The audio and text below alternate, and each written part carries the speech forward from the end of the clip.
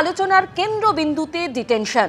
উত্তরপ্রদেশের সব জেলায় অস্থায়ী ডিটেনশন সেন্টার তৈরির নির্দেশ। খবর সূত্রে রাজ্য ডিটেনশন ক্যাম্পে পাঠানোর হুঁশিয়ারি কেন্দ্রীয় প্রতিমন্ত্রী। অনুপ্রবেশকারী সন্দেহে কেউ ধরা পড়লে প্রথমে রাখা হবে ডিটেনশন ক্যাম্পে। মুখ্যমন্ত্রী বাঁচাতে পারবে? মুখ্যমন্ত্রীর ক্ষমতা আছে? চ্যালেঞ্জ বিজেপি সাংসদ এবং কেন্দ্রীয় জাহাজ প্রতিমন্ত্রী শান্তনু ঠাকুরের। এই যে বাংলাদেশি মুসলমান রোহিঙ্গারা তো ফিরে যেতেই হবে। এসআইআর চালু হলে ধরপাকড় হবে, ধরপাকড় হওয়া মানে ডিটেনশন, একদম সোজা। মুখ্যমন্ত্রী বাঁচাতে পারবে? মুখ্যমন্ত্রীর ক্ষমতা আছে? এত বড় বড় কথা বলে যাচ্ছেন। আপনার টেনশন, আপনার এই রোহিঙ্গা ভুতুরে ভোটার এগুলো বাদ যাবে বলে আপনি উদ্বিগ্ন হয়ে পড়েছেন। ডিটেনশন থেকে ডিটেনশন সেন্টার, এসআইয়ের আবহে এরকমই একাধিক শব্দ এখন চারদিকে ভেসে বেড়াচ্ছে। আর যা ঘিরে এখন জোর জল্পনা, গুঞ্জন এবং ধোঁয়াশা। দেখা দিয়েছে প্রশ্ন, কি হবে আগামী দিনে? সংশয় বাড়াচ্ছে কেন্দ্রীয় জাহাজ প্রতিমন্ত্রীর হুঁশিয়ারি।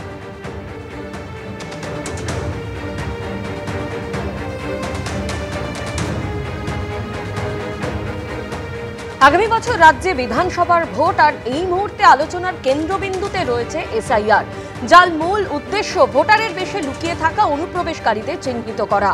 বিভিন্ন রাজ্যে বাংলাদেশিদের ধরপাকড় চলছে, তাদের চিহ্নিত করা হচ্ছে। সংশ্লিষ্ট এলাকায় বসবাসকারী অনুপ্রবেশকারীদের চিহ্নিত করে আইনানুগ ব্যবস্থা নিতে হবে। প্রতিটি জেলায় অস্থায়ী ডিটেনশন সেন্টার তৈরির নির্দেশ।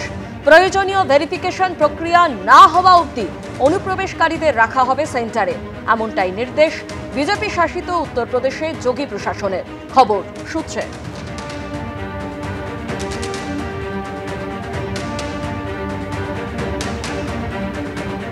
योगी आदित्यनाथ जी ने कहा है कि जो लोग ऐसे पकड़े जाएं, जो घुसपैठी हैं, जिनके बारे में जानकारी होगी, उनको पहले डिटेंशन कैंप में रखेंगे, जानकारी करेंगे और जानकारी करने के बाद जो स्थिति होगी उसका आगे प्रारूप बनेंगे, उनको यहाँ से हम उनके देश भेजेंगे।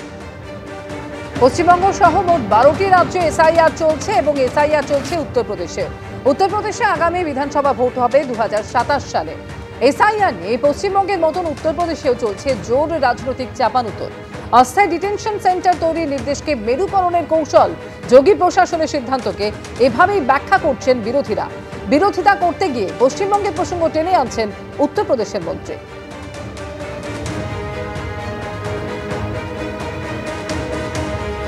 योगी जी और बीजेपी की पॉलिटिक्स है, वो जनता के जेन्युइन ज़मीनी रोजी रोजगार, डेवलपमेंट, एजुकेशन, हेल्थ, इंफ्रास्ट्रक्चर, इन इश्यूज़ पे जवाब नहीं देना चाहते।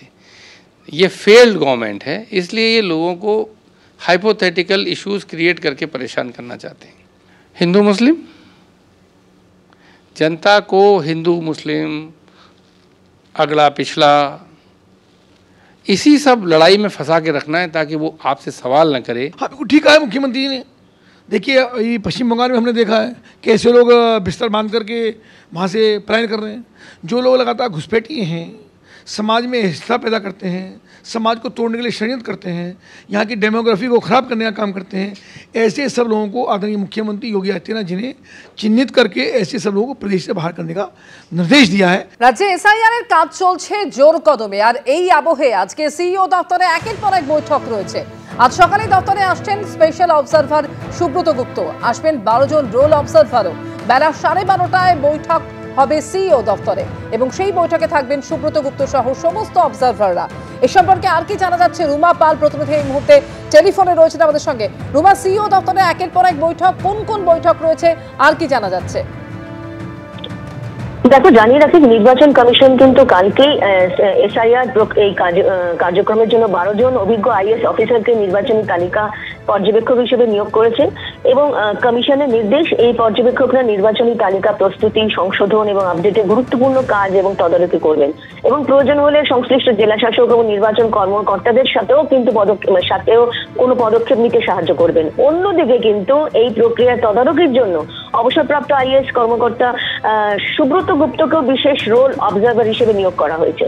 বিশেষ রোল অবজারভারের কাজ হবে কোনো উপযুক্ত নাগরিক যাতে ভোটার তালিকা থেকে বাদ না যায়, কোনো অবৈধ ভোটার বা অযোগ্য ঘোষিত কোনো ব্যক্তি যাতে ভোটার তালিকায় অন্তর্ভুক্ত না হয়ে যায়, এবং প্রয়োজন হলে কিন্তু তিনি কমিশনকে নিয়মিত রিপোর্টও দিতে পারবেন। অর্থাৎ বুঝতে পারছো, কমিশন কিন্তু আরো কড়া, অর্থাৎ রোল অবজারভারের সাথে সাথে 12 জন অভিজ্ঞ আইএএস অফিসারকে তারা অবজারভার হিসেবে নিয়োগ করেছে, এবং এই অবজারভার এবং সিইও মুখ্য নির্বাচনী আধিকারিক মনোজ কুমার অগ্রওয়াল আজকে একটা বৈঠক রয়েছে 12:30 নাগাদ, এবং বিকেল 4টের সময় আরো একটি বৈঠক রয়েছে, সেটা কিন্তু ভার্চুয়ালি, সেটা হচ্ছে তোমার সমস্ত ডিও অর্থাৎ জেলা নির্বাচনী আধিকারিক, জেলা শাসকরা যারা রয়েছেন এবং ইআরওরা যারা রয়েছেন, এবং এসআইআর প্রক্রিয়ায় এখন অনেকটাই কিন্তু এগিয়ে গিয়েছে, একদম বলা যেতে পারে 4 তারিখে, যেখানে কিন্তু একদম ফাইনাল সময়সীমা শেষ আছে, এবং তারপরে কিন্তু 9 ডিসেম্বর খসড়া তালিকা প্রকাশ পাবে। সেক্ষেত্রে পুরোপুরি প্রস্তুতি, সংশোধন কি হয়েছে, কোথায় হয়েছে এবং কোথায় কতটা পিছিয়ে রয়েছে, এবার বলে রাখি উত্তর কলকাতা কিন্তু অনেকটাই তুলনামূলক ভাবে কিন্তু পার্সেন্টেজ হিসেবে অনেকটাই পিছিয়ে রয়েছে। সেক্ষেত্রে সমস্ত কিছু কিন্তু তারা বিবেচনা করবেন এবং সমস্ত কিছু নিয়েই কিন্তু আলোচনা হবে। এবং তারপর বুঝতে পারছি যে নির্বাচন কমিশন কিন্তু করা, শুধুমাত্র তারা সিও দপ্তর বা অন্য ডিওদের উপরে নির্ভরশীল না থেকে কিন্তু এবার পুরো 12 জন স্পেশাল অবজারভার এবং তার সাথে সাথে একজন স্পেশাল রোল অবজারভারকে নিয়োগ করে দিয়েছে এসআইআর প্রক্রিয়ায় পুরো বিষয়টা দেখার জন্য, এবং অবশ্যই প্রয়োজন হলে তারা রিপোর্টও পাঠাতে পারবেন ইসিআইতে। ধন্যবাদ রুমা। এবিপি আনন্দ, এগিয়ে থাকে, এগিয়ে রাখে।